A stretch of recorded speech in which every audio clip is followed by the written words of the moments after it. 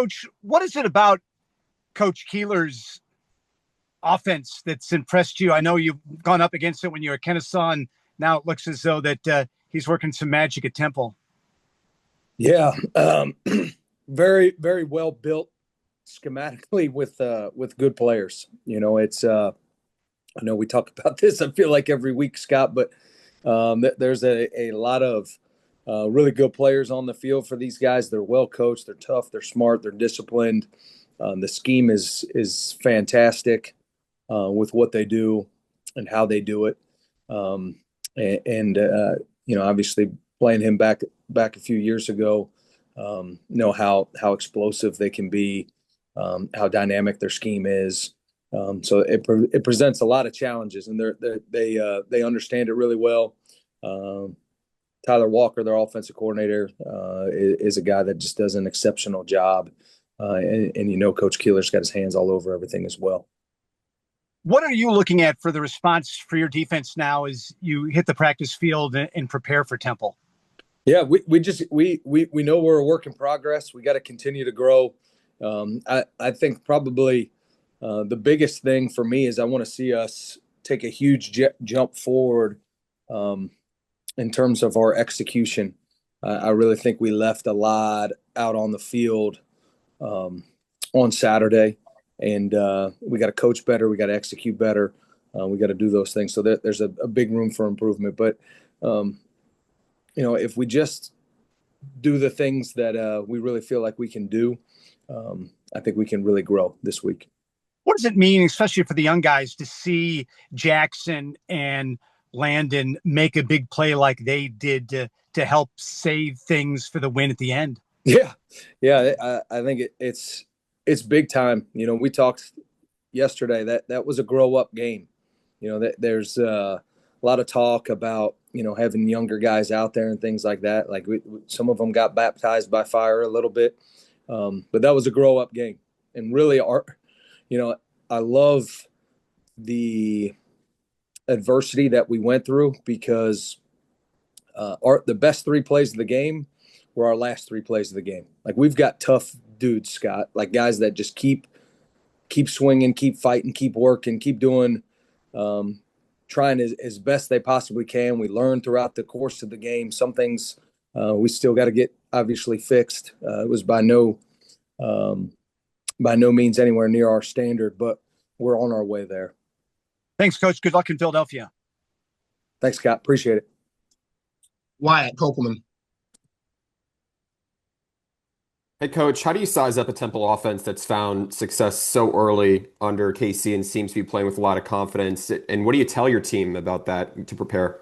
Yeah, I mean, this is the most complete and best football team we've played to this point, Wyatt. I mean, they're big and athletic on the offensive line. They've got great blockers and pass catchers at tight end, dynamic playmakers at wide receiver, quarterback that's a dual threat guy that can run and throw. And then they've got big backs with great vision, and they run the scheme extremely well. So we know we have to play our best football so far, and that's critical for us. And our guys know that we have a major challenge against us this week. Obviously, a Temple team that's just exponentially improved and playing at a really high level in all 3 phases. What is it about Temple's offense that makes it so hard to force mistakes or even take the ball away? It's the last team standing in FBS football without a turnover. Yeah, you watch them. I mean, they hold the ball high and tight. Quarterback makes good decisions. You can tell it's coached. They really keep the ball out of harm's way, which is challenging, and that's a critical piece for us. Is we got to work really hard to try and get a turnover to help even the scales and gain an extra possession for our offense. What do you emphasize most in order to create opportunities to get takeaways? Do you emphasize anything differently, or does it just come down to executing your fundamentals even sharper? Yeah, we just chatted about this yesterday. Like, we have to be sharper fundamentally, and we had a lot of opportunities, or missed opportunities, however you want to look at them, from this past game, that really boiled down to a little bit of lack of fundamentals, which was frustrating for me as a coach. So I really think that we got to coach those things better. We got to make sure that our guys understand them better, so that we're continuing to grow in those areas. Wyatt, Thanks, Coach. no problem. Sam Nolan. PJ, Coach Newberry yesterday talked about how the 5 sophomores on your defense, especially, was their first chance to play in a CIC game. What did you see from them that was maybe different from what you saw from them the other games so far this year? Yeah, I think a little bit, Tim. We played not to make a mistake, and when you play not to make a mistake, you generally make mistakes, and I think that was probably the biggest thing. They put a lot of pressure on themselves. I was talking with Andrew Duhart yesterday, who came in towards the end of the game and did a really nice job. He had the same things happen to him back in 23, his sophomore year, when Air Force came here. Those are big games, and we try to, as best we can as coaches, to ease their minds about them and things like that. But some of it is you got to get out there and you got to be under the bright lights, and you got to do that. And but I think we pressed a little bit, and that's just ultimately not something that you can do when you're playing defense, is press and not play on the balls of your feet. Not surprisingly, your longest tenured starter looked pretty comfortable against Air Force, Luke, with a career high 12 tackles. How was he able to constantly be around the football? Yeah, I mean, he just plays our style of ball. And I really think front seven wise, we played a good football game. Not great, played a good football game.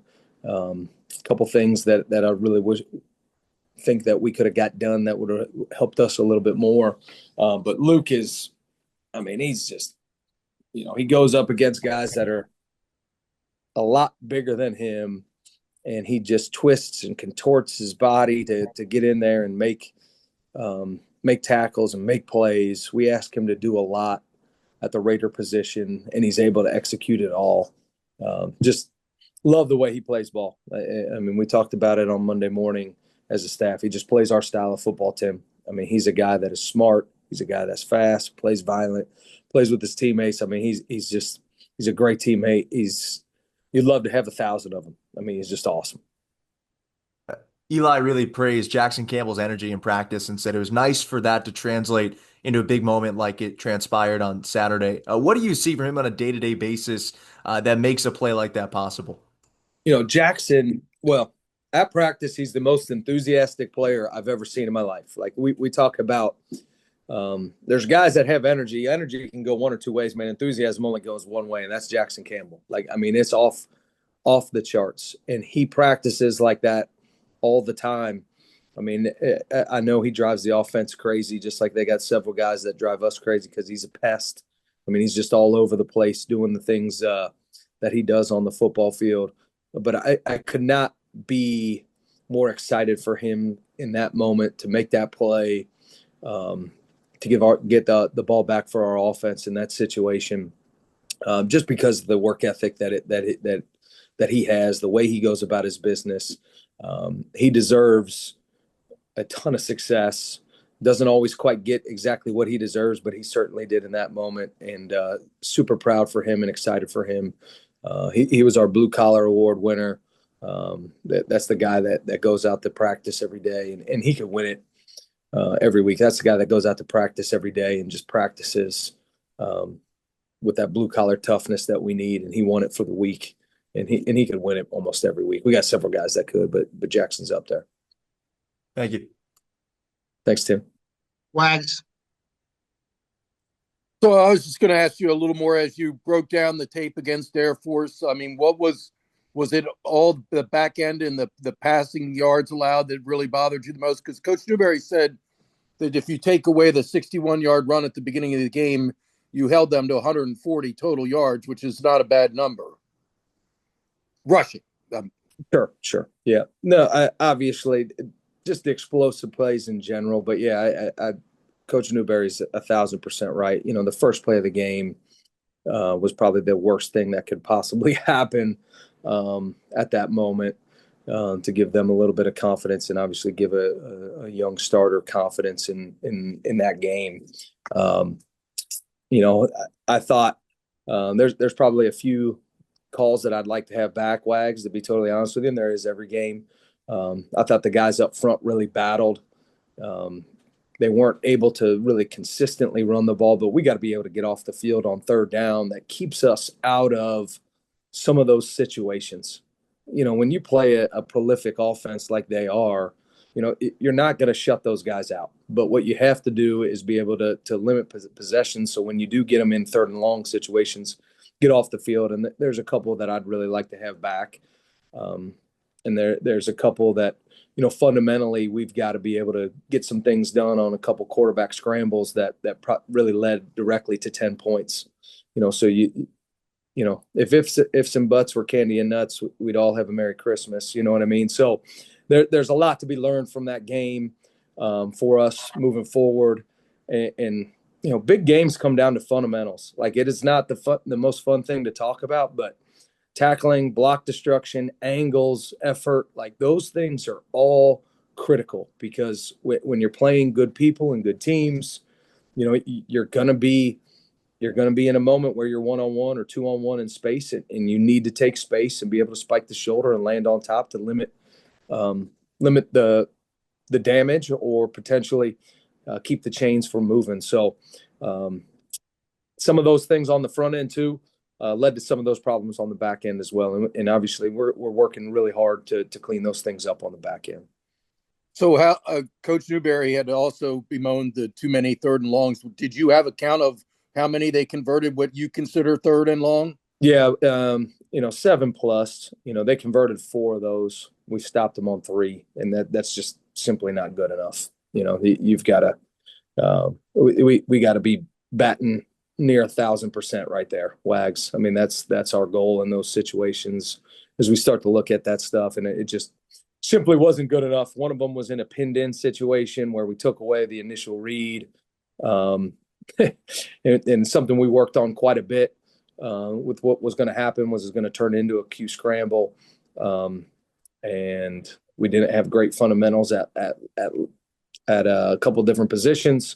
Didn't have our cleats our pad level quite where we needed to be, and slipped, and they were able to get 7 1/4 when they needed 7, or we should have been off the field right there. And they ended up getting a big play after that, going down, scoring, and really we should have been off the field and got the ball to our offense on the plus side of the field right there. So, it's learning moments for a lot of guys, myself included, trying to put guys in better positions so they can be successful, if that makes sense.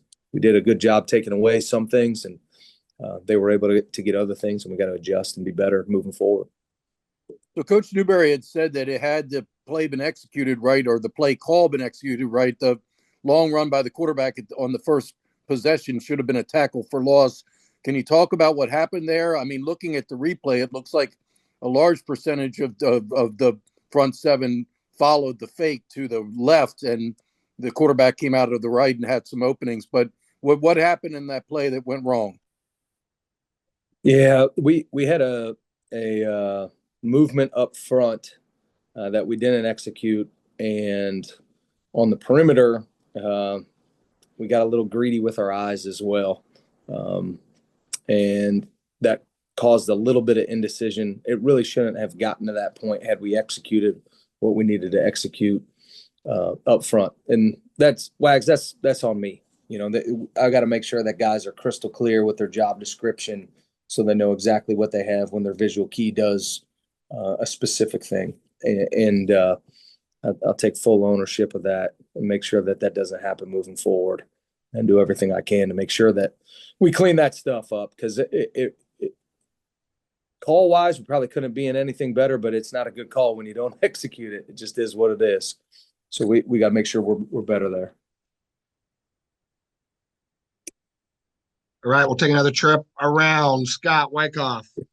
Coach, how satisfying is it for you to see a position coach like Coach Brown connect like he does with a Luke Pierce? And how important is that for your position coaches to have those relationships?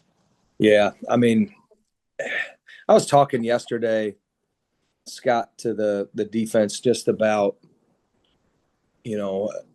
adversity, opportunity, and your vision of what you want things to look like when you become in charge. You know, we talked as a defense about, you know, you guys probably have a vision of what you want your family to look like, you know, when you're in charge of your family, you know, what you want work to look like when you're the boss at work, you know, all those types of things. And I'm really, really fortunate that I have an amazing head football coach that I work for and that trusts me to hire just the best people in the business and get the chance to hire Ricky Brown. Like Ricky and I have known each other since, I don't know, 5th, 6th grade, something along those lines. He was Our Lady of Lourdes Tiger. I was Our Lady of Victory Viper. Man, we went after each other and Pee Wee and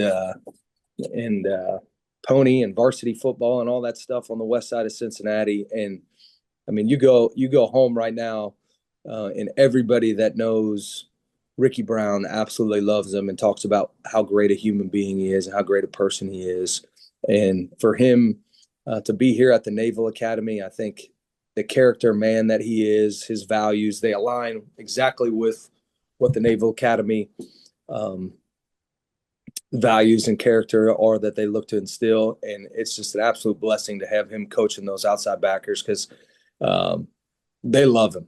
And and I've never heard anybody say any bad words about Ricky Brown. And if they did, that would be a red flag for them, if that makes sense. So we're really fortunate to have him coaching those guys. And he's got a great room. Like those guys in the ATK room are absolutely phenomenal. Luke, Kenny, Jackson, Clank, everybody, all the way down the list, not just the two deep, just everybody in there. I can't name all 20 of them or so, but just a phenomenal bunch of guys that he's able to connect with at a really high level, and it's no surprise. How important is it for you and your staff when you're out recruiting players to know you have someone in the position that Courtney's in on campus that does the job she does when they arrive here at the Yard? Oh, she's outstanding. I mean, she is just fantastic with everything that she does. And as a former recruiting coordinator at lower level schools where I was coaching and the recruiting coordinator, like I know how much work she does, and she does a way better job than I ever did in that role. I mean, she's absolutely fantastic with what she does and how she goes about her work. I can't tell you how many people I get a chance to visit with, whether it's from my area or from the defensive side of the ball, that just talk about just how wonderful she is, the open lines of communication that she has with them, the way she gets the itinerary, and everything that's going to be happening over the course of, you know, an unofficial visit, an official visit weekend, all those things. I mean, and she is just a ray of sunshine. I mean, I don't think she's ever had a bad moment or bad day when she's here. If she has, she certainly doesn't let us know. She's just an absolute ray of sunshine and a blessing for us to have here. She's fantastic at what she does, Scott. Thank you. Thank you. The Wyatt Kopelman. Hey, Coach, going off of that idea on recruiting and how you get high school student athletes to buy in. A couple of weeks ago, it was mentioned how many are out of the Baltimore area over the last year or so now. Do you look to use the selling point to future student athletes that might be interested in Navy, how important it is that they learn the system and how well sophomores are doing in this defense now as first-time starters? I mean, I think it's critical for guys to see, like, we're committed to playing the best guys that we possibly can. You know, and I think we got a great staff that works really hard to onboard guys as fast as possible, and get them to understand, you know, defensively, special teams wise, what we're trying to do and how we're trying to do it. So I certainly think that that's something that in recruiting guys look at and see, like, hey, these guys aren't afraid to play young guys if they're deserving, and everything comes down to confidence and trust. We're not going to just hand the keys over to somebody that we don't have confidence and trust in. And make no mistake about it, these guys that are playing for us have earned it. And we know we're a work in progress right now, but I think in recruiting, whenever you see that you know, coaches care about guys, coaches are willing to invest everything they got into guys reaching their full potential and connect with them. Because you know why? If you don't connect with guys off the field, you're not going to get anything from them on the field. I'm just a firm believer in that. Like, coaches made a huge impact in my life outside of my parents and grandparents. That made the biggest impact in my life. That's the whole reason I got into this. And really fortunate to be where we're at right now. But that's where it all starts. You know, players came before coaches. Like, if there were no players, there would be no coaches. So we got to make sure that we understand that and work really hard to have those relationships and develop those relationships. And I think our staff does a sensational job with that. You mentioned the importance of several first-year starters earning trust, building connections off the field. They've logged significant snaps to this point in the season. How do you evaluate their progress with the season, at least the regular season, almost halfway complete now? Yeah, there's been a lot of great things that have happened and some things that have been not so great. You know, we're striving for consistency. And I think when you see those flashes of brilliance, like we have seen, you know it's in there. And as coaches, we're probably our own toughest critics, and our players' toughest critics as well. But I definitely think we're a work in progress. We're headed in that right direction. I've seen, from every guy that you go through, like, I've seen just remarkable football plays. And our goal is to continue to move forward to, have those things happen on a consistent basis. And then from there, even more consistent basis. And we're never going to be really, truly satisfied, though, Wyatt. I'll be totally honest with you. That's sort of how it works. How do you keep your first-time starters and even the defense as a whole driven and focused when the team has already had a certain number of learning points through conference play now and ranks among the best in the league in sacks? We get that every week is independent of its own, and that's been the message since the off season. This is a deal where we talk about it in our defensive meeting room. We talk about it in our staff room. Every day is an interview. And that's how we really try to approach everything, and you know how it is, man. You go on an interview, you're clean shaven, you're dressed right. You do all the things that you need to do to put your best foot forward, and then sometimes, once you get the job, people tend to relax a little bit, and that's the thing that we're really aiming, to stay in that 1-0 mentality, that 1-0 mindset. I mean, outside of beat Army and Air Force, 1-0 is the biggest sign in the building, and it's just constantly in the front of our brains. So, we're challenging each other. We're challenging ourselves every day to come in here and do things better than they've ever been done before. We say the same thing a lot of different ways, Wyatt, to try to, you never know who it's going to resonate with and how it's going to resonate with them. But we try to make analogies and stories and do all those different things so guys understand how important this stuff is in the big picture. Good luck this week, Coach. Thanks, Wyatt. Appreciate it, man. Tim Nolan. We talk so often about how this place cultivates some of the best leaders in the country. How have you improved as a leader since you arrived here in Navy? I'll tell you what, man. Every day I learn something from the people around here. I mean, Tim, I'd be remiss. Like, you've got Brian Newberry, who's absolutely phenomenal. Learn from him every day. We think a lot alike, but we think differently at the same time. I've told you before, he draws something up on the board. I draw something up on the board. Like, I'll draw it strong right. He'll draw it strong left. Like, that's just our brains work on the opposite side, but there's a very similar thing to that. I see the way that he interacts with the guys and how even keeled he is, where I'm probably a little bit different in terms of that aspect. So I try to learn from that and get in a little bit more of the neutral environment and go from there. I think I learn from everybody on staff every day, in particular, RB Green.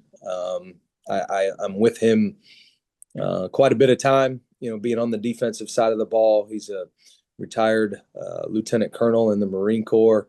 I don't know if he has a psychology major. I know he's got all types of degrees and things like that. I don't know if he's got a psychology major, but if he doesn't, somebody should give him an honorary one, because he's absolutely phenomenal in that aspect.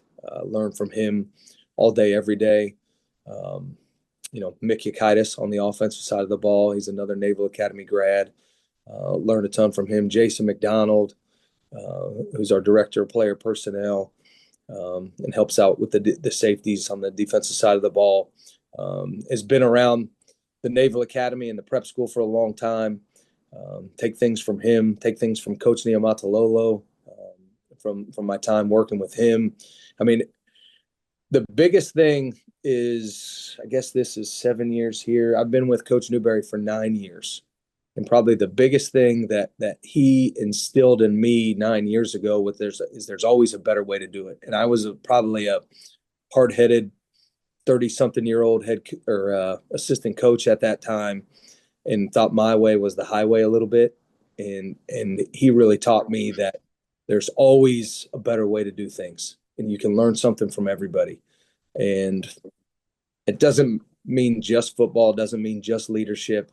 It's life. It's being a dad. It's being a husband. All those things. You just try every day to be a little bit better at who you are. We're never a finished product. I talk to my kids about that all the time. I talk to the players about it. I talk to the staff about it. We just try to be a little bit better every day and go from there. But I've been nothing but blown away by all the O-reps that we've had in the Navy and the Marine Corps. We have thoughts of the day every day on it, and you just tossed me a softball here, Tim, so I'm on a roll right now. I apologize, but we have thoughts of the day every day in there. And Jim Barry gave an awesome one today. Brian Miller, the strength staff, they always do a phenomenal job. We got the TADs that do those. Like, you're either learning or you're not, and I'm going to strive to continue to learn as long as I possibly can from anybody and everybody. You included, Strauss. Wags. What about my influence on you? Yes, absolutely. I'm sorry. He was talking good, not bad influence. Well, do you mind if I close this out by asking a little bit about turnovers and causing turnovers? Is that Go all right? ahead. Go ahead. We got 7 minutes. So Coach Newberry talked about he feels you got to create some more turnovers. Haven't been enough so far. Last year, you're very good at it. 17 interceptions, 8 fumble recoveries. How do you do that, PJ? Yeah, I mean, we practice it, we drill it. We got to continue to stay after it and keep it on the forefront of our brain. I think we got to continue to get more and more comfortable out there, Wags. We talked about it as a staff. I think, sometimes when you have guys that's their first time out there, they're so focused on just getting the tackle, getting the coverage right, getting their alignment right. Don't always quite have that sixth sense yet of attacking the football when we have the opportunity to.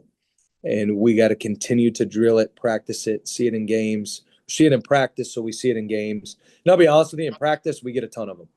I mean, we drill it a lot, and we get a lot in practice. I mean, we go through practice clips at the end of the week of how many interceptions, how many forced fumbles we have throughout the course of practice. We get a lot. And it's a challenge. We're playing really good offenses right now that take care of the football, and we got to continue to strive for it. We left a few opportunities out there on Saturday, where we had some blindside hits on the quarterback that have to be tomahawks.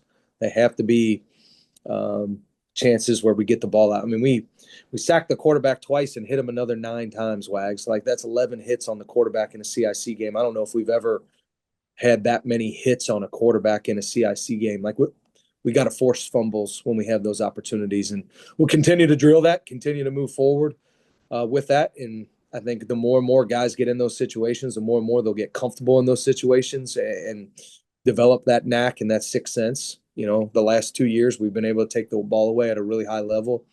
And we got to just continue to emphasize that, drill it, practice it. So we do see it, because we need to blow the top off in terms of that. We've been close. There's a lot of really close shots when you watch the Rice tape and you see the shots on ball that we're getting. There's a lot of ones that are close, but close does not count in terms of forcing fumbles. What is it? Horseshoe and hand grenades, right? That's it. So we got to continue to work and continue to get better at that aspect. In terms of the interceptions, is that due to having young players back there? I mean, when you had guys like Ray Lane and Deshaun Peel, these guys are very experienced and they know hey, I'm not just batting this ball down, I'm picking it. And I think there was a time like Ira, one game in the game, he had 3 pass breakups. One of those could easily have been a pick. I think Justin Ross, maybe against Tulsa, when he had another chance, he had an interception, but there was another chance to get one. So is that the case? Yeah, that's been a major deal for us since the spring. Wags is continuing to develop ball skills there. One of the things about Deshaun Peel and Ray Lane were they were offensive players as well in high school, and they had really good ball skills. They were able to snatch the ball out of the air. Felt comfortable doing those things. We've been working really hard. I can promise you. That's something that as soon as those guys were done playing with us, it has been an area of emphasis for us defensive back wise, is to continue. Like those guys are on the jugs. I mean, you go out to practice, they're on the jugs, they're high pointing the ball. There's a lot of drill work in terms of catching the football that we do with those guys. And I really am a firm believer that eventually the moment's going to know how much work they've put in. And I think as they get more and more comfortable out there, you're going to see us snatch that ball out of the air when we have those opportunities. I certainly do. And we're not going to rest until we get that thing done consistently. I promise you that. We have about 2.5 minutes. Last question. In terms of causing fumbles, how much of that is getting into the backfield and being disruptive? When you're getting in there and hitting guys TFL and sacks, that's when balls come out.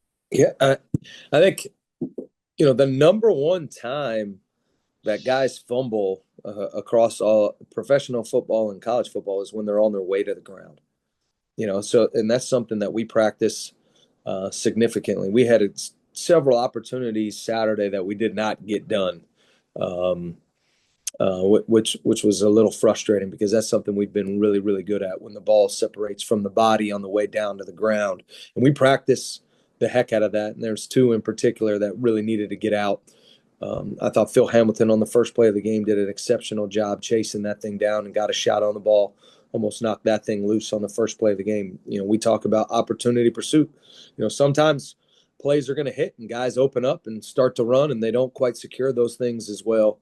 Screens, defensive line, running down the line, retracing, having an opportunity to obviously get a big hit in those situations, but just jar the ball and do those things. So I do think forced fumbles are a result of high effort and an aggressive defense. And I think those are 2 things that we strive to be, and I think that we're on our way to becoming. And as that continues to happen, I think we'll get more and more of those, and we're going to keep working it. I mean, you're out at practice at times, Wags. I mean, you see a lot of it at practice. We got to have it come over to the games when we're feeling comfortable. And I think ultimately when the game starts to slow down for them, you're going to have more and more of those things happen.